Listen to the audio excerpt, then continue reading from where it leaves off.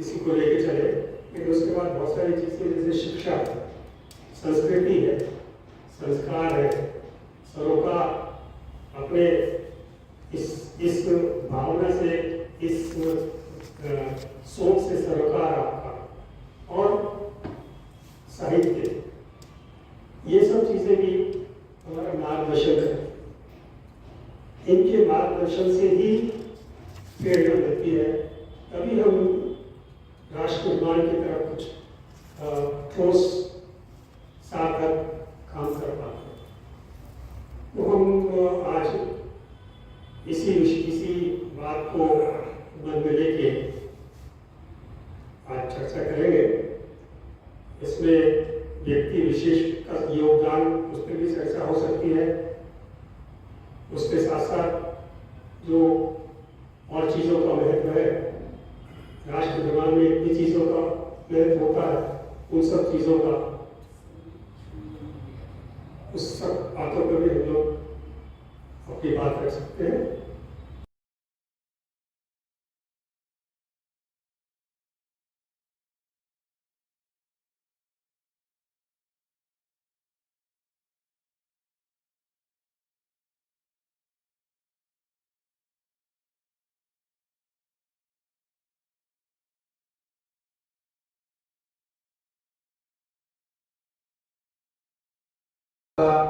Doctor Mukherjee Nagar Delhi विश्वविद्यालय के पास ये निवास है और MA BEd तक शिक्षा प्राप्त करने के बाद दिल्ली विश्वविद्यालय से LLB और उर्दू में 3 विषय एडवांस 3 वर्षीय एडवांस डिप्लोमा भी आपने किया है।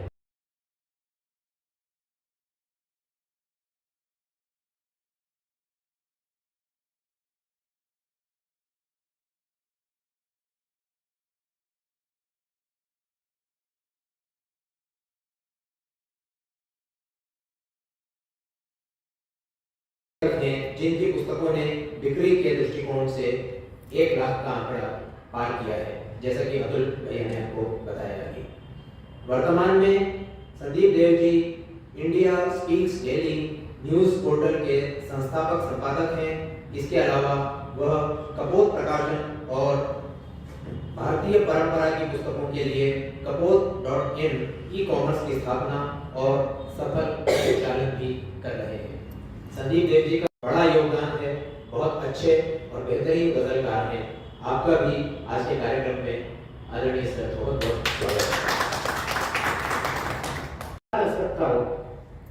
तो आपके साथ सभी सुन जाएंगे।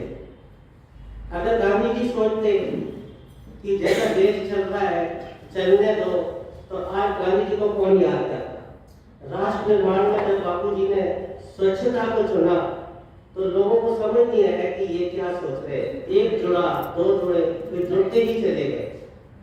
यही राष्ट्र निर्माण का एक हिस्सा रहा जो आज नरेंद्र मोदी जी कहते हैं। राष्ट्र निर्माण एक सामाजिक प्रक्रिया भी है। जैसे समाज के लोग छोटे छोटे कार्य बांटकर राष्ट्र की सेवा करते हैं, ये भी राष्ट्र निर्माण का एक हिस्सा है। कहीं पाठशालाओं का निर्माण, कहीं समुदाय भवनों का निर्माण, कहीं स्वच्छ शौचालयों का निर्माण करना। इसके साथ साथ राष्ट्र निर्माण के लिए आपसी भाईचारा, अनेकता में एकता होना, मंदिर, मस्जिद, गुरुद्वारे व अन्य धार्मिक स्थलों का निर्माण कराना, राष्ट्र को एकता में जोड़ना भी राष्ट्रीयता कहलाता है।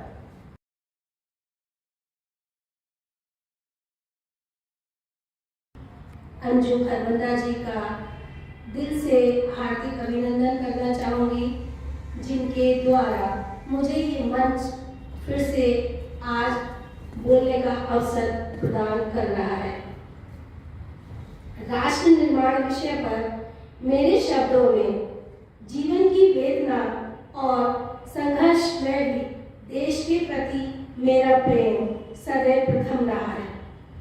देश से अलग मेरा कोई अस्तित्व नहीं है।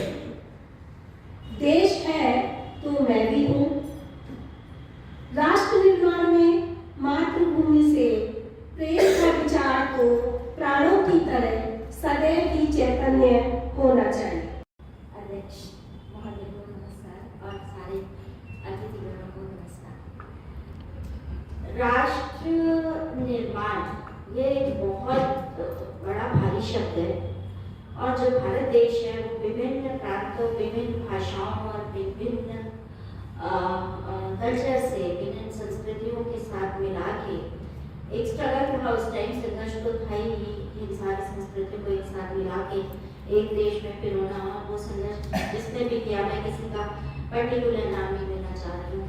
उस समय जो स्थितियाँ थी, और उस समय 1947 में हमने एक और स्ट्रगल फेस किया था, जो कि अचानक से हमें बिल्कुल नहीं मालूम था कि वो भी संघर्ष हमें फेस करना पड़ेगा। तो एक खुशी के साथ एक गम भी हमने फेस किया, उसमें बहुत जान माल का नुकसान भी हुआ। आज भी उन सब बातों की बहुत चर्चा होती है, किसकी गलती थी, किसकी नहीं थी।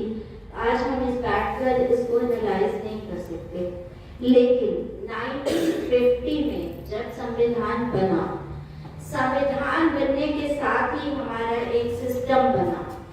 सिस्टम इसलिए बना, 3 लेवल पे ये सिस्टम बना कि एक गवर्नमेंट फॉर्म होने का सिस्टम, जो कि अंग्रेजों के आने से पहले हमारे पास नहीं था। क्योंकि पहले से अगर बहुत सारी संस्कृति हमारे पास थी, भाषा हमारे पास थी, बहुत तरह की भाषाएं हमारे पास थी, लेकिन सिस्टम अंग्रेजों के आने से पहले खड़ा करने वाला भी तो मोदी है। और 2 टक्के के लोगों को वर्ड है भाई, उससे क्यों सोचते हो, सब्सिडी दे रहा है भाई, सब्सिडी। अरे ये सब्सिडी नहीं, मुफ्त की रेवड़ियां है, मुफ्त की रेवड़ियां देश को बेचने से कम नहीं बढ़ी ना भाई साहब। ये प्रधानमंत्री तो हमारे सांसें भी पुराने मुल्कों को गिरने लगते था।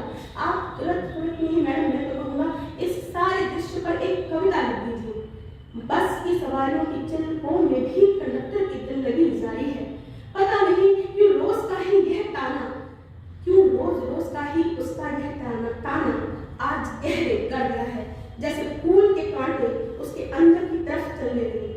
वैसे आप रोज जाती कहाँ है मैडम? साहित्य का मैं लाइब्रेरी जाती हूँ, शाम को माँ के साथ कोई नाटक देखती हूँ, या एग्जीबिशन चली जाती हूँ, या कोई व्याख्यान सुनती हूँ। कमा कितना लेती है समूह, यानी ये कंडक्टर टिकट मांगती सवारियों को एक तरफ खड़ा रहा, फिर मेरी निजी जिंदगी से राष्ट्रीय आय तक पहुंच गया। अरे बात तो पूरे की हो रही थी भाई, जो बढ़ता ही जाता है। सामने वाले लड़की ने तो मैंने देखा बिल्कुल उसी तरह जैसे फ्रेडरिक बेरमंड के प्ले आजकल हर छोटी से छोटी बात को लिटरेचर से पुष्ट करने लगी हूँ। इससे बड़ी उपादेयता मेरे साहित्य की और क्या होगी। घर आती हूँ तो सारी घटनाएं कंडक्टर की कनखियों के बीच गड्ढ में किसी कानों की दीवार से अंधे चमकादड़ों से टकराने लगती हैं। उनके उल्टा लटकने का इंतजार किए बगैर मैं इसी ऑर्केस्ट्रा के बीच जूडिथ हर्सबर्ग की कविता का अनुवाद करने बैठ गई हूँ और फिर सोचती हूँ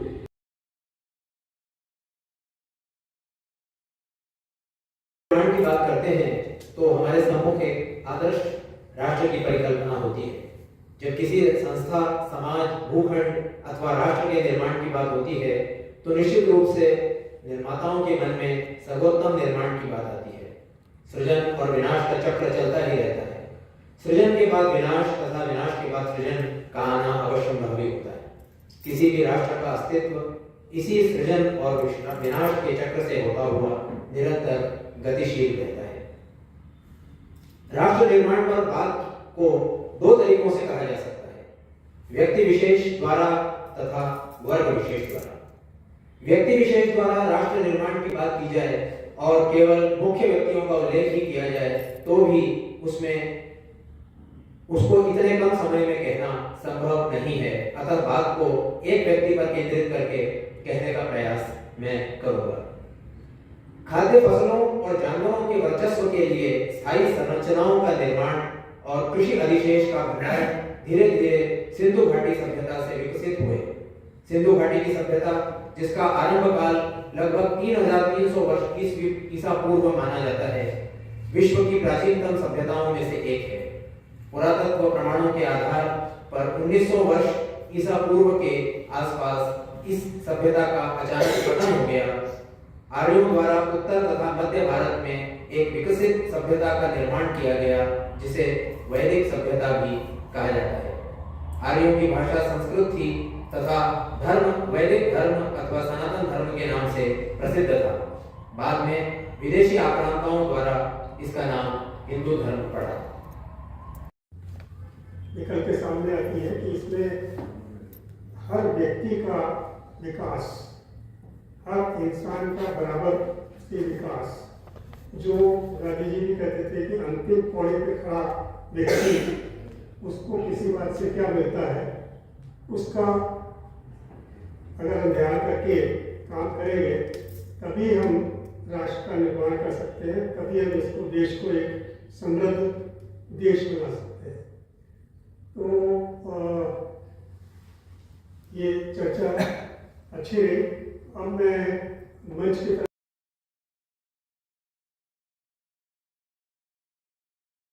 जरूरत देश की एकता है। एकता के बिना कोई देश, किसी देश ने कभी निर्माण नहीं, किसी देश का कभी विकास नहीं। जो छोटे छोटे दर्जों और दायरों में बट रहे हैं, जात पात के नाम पर, धर्म के नाम पर, भाषा के नाम पर, वो सबसे बड़ा हमारा दुश्मन है। क्योंकि जब तक स्टेबिलिटी और पीस नहीं होगी, देश नहीं बन सकता। हम एक मामले बहुत प्रभावशाली हैं। हमारे साथ कितने देश आजाद हुए, पाकिस्तान, म्यांमार, बर्मा, पुराना, श्रीलंका, नेपाल वगैरह वगैरह सारा, और अफ्रीका के बहुत सारे देश, साउथ ईस्ट एशिया के बहुत सारे देश हमारे साथ ही आज़ाद हुए हैं। अंग्रेज़ों की जो इम्पीरियल पावर थी सेकेंड वर्ल्ड वार के बाद खत्म हुई है। किसी देश में डेमोक्रेसी नहीं टिकी सिवाय हिंदुस्तान। हिंदुस्तान अकेला एक ऐसा देश है जिसमें डेमोक्रेसी चले, और वो इसलिए कि ऐसे आइडियलिस्टिक लोग, ऐसे नोबल लोग, ऐसे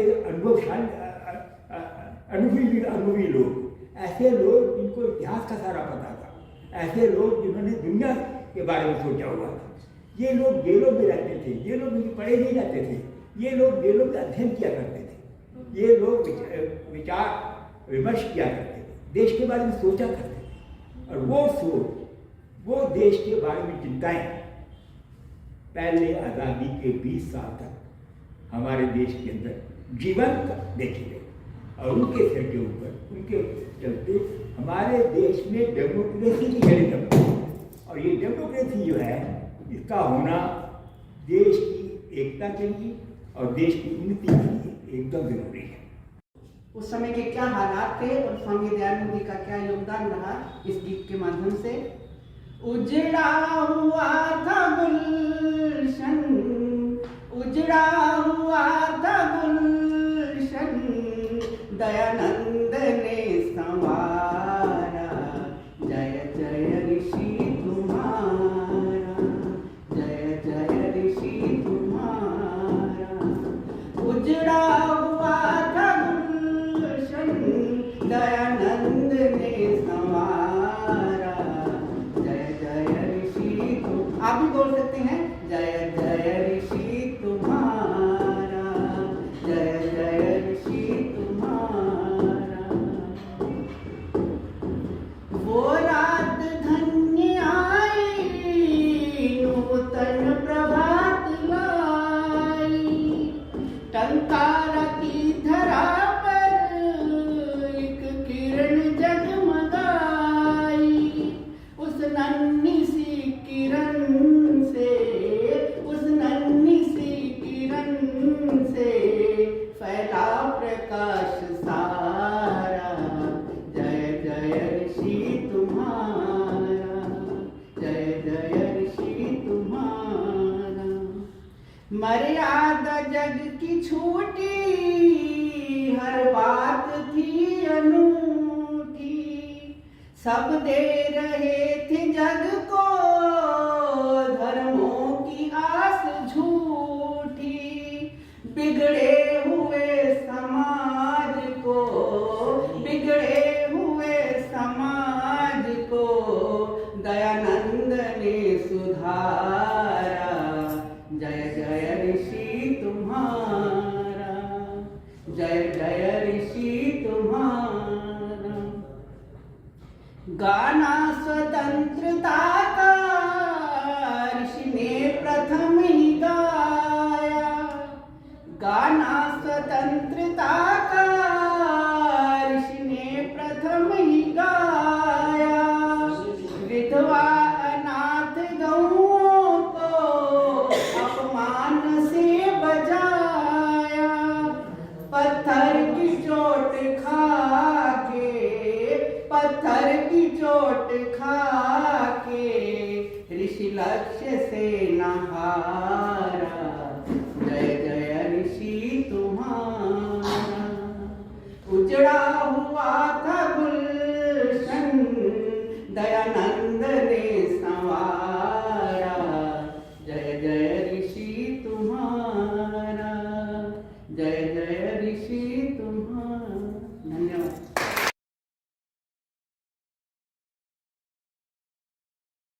ने किया है, साहित्यकारों ने किया है। राष्ट्र की का जो निर्माण है वो अगर हम देखें तो एक सतत प्रक्रिया है। कभी भी राष्ट्र ऊंचा नीचा होता रहता है, पर वो सतत प्रक्रिया है।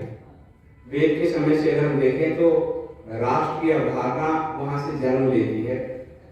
कई बार कई लोग कह देते हैं कि ब्रिटेन से आज़ादी मिली, उसके बाद कुछ इंडिया जैसा बना। वो क्योंकि जब हम अपनी सतत प्रक्रिया से रूबरू नहीं होते, साक्षात्कार हमारा नहीं होता, तो हम कई बार ऐसी गलतियां कर जाते हैं। और इस राष्ट्र निर्माण की प्रक्रिया में जो निर्माता हैं अलग अलग काल में अलग अलग लोग चलते चले जाते हैं। आप ये समझिए कि गंगोत्री से कोई गंगा सागर की जो यात्रा कर रही है, उस गंगा सागर की यात्रा में ऋषिकेश भी पड़ता है, हरिद्वार भी पड़ता है, बनारस भी पड़ता है। और वहां से न निकलती है न वहां वो समाहित होती है। वो सिर्फ एक प्रक्रिया है, वो ठहराव है। जितने भी महापुरुषों के हम नाम ले रहे हैं वो ठहराव है। उन्होंने आगे बढ़ाया, फिर अगली पीढ़ी को सौंपा, और ऐसे ही राष्ट्र हमारा निर्मित होता चला गया है हर काल में। देखा जाए तो हर राष्ट्र का एक चरित्र होता है, और राष्ट्र का चरित्र वहां के व्यक्तियों से बनता है। अरवल्ली जब भारत आया था और 1191-92 में तराइन का युद्ध हुआ गौरी के साथ, जब आता है तो अपनी पुस्तक में लिखता है, और ये सिर्फ 1100 ईस्वी की बात है। हमें सोचना चाहिए उसके बाद हमारे साथ हमने क्या खोया। वो कह रहा है कि भारत में समाज में घुस जाएंगे तो हम कुछ नहीं कर सकते। पहले हमें दो चीजों को बनाना है। अब मैं इसमें 2-3 अपनी बातों को कह के फिर बात समाप्त करूंगा।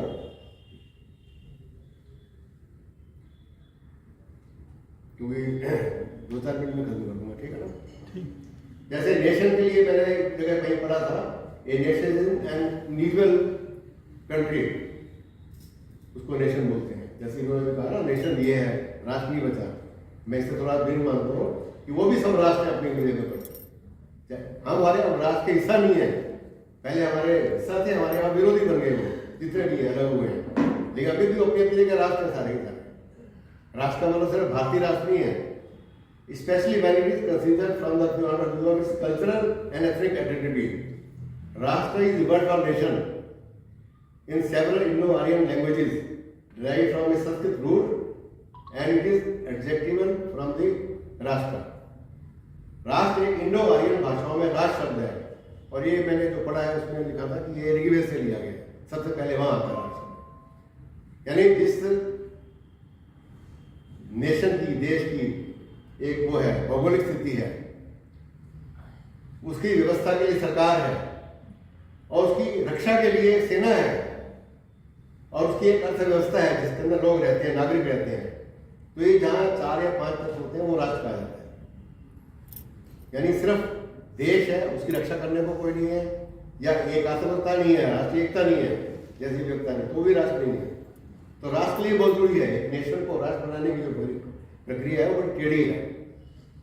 990 या 97, जैसे इन्होंने 1100 का बताया संदीप जी ने, 996 या 95 की बात है जब कुछ कासिम ने हमला किया था, और कितने उसने स्थानों को लूटा हिंदुस्तान में, और उसमें एक बार नहीं, मैं कल 6 बार आया उसने हमला।